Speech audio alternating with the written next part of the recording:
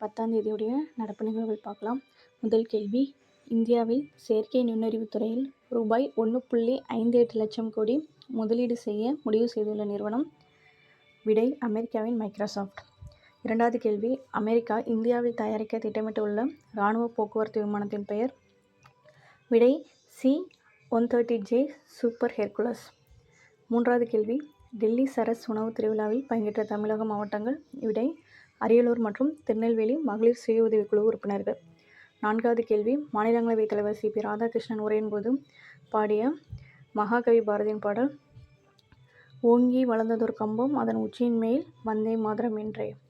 ஐந்தாவது கேள்வி, சிறுவர்கள் சமூக ஊடகங்களை பயன்படுத்த உலகிலேயே முதன்முறையாக தடை விதிக்கப்பட்ட நாடு.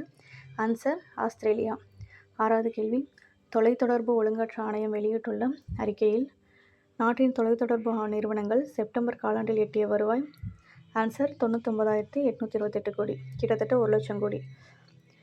ஏழாவது கேள்வி, இந்திய ஜூனியர் ஆடவர் ஹாக்கி அணியின் தலைமை பயிற்சியாளர். ஆன்சர் ஸ்டீவ் ஜேஸ். எட்டாவது கேள்வி, உலக கடல் நீச்சல் இறுதிச் சுற்றில் வெண்கலம் பதக்கம் வென்றவர். சென்னையைச் சேர்ந்த ஏ.எல். நிக்கில்.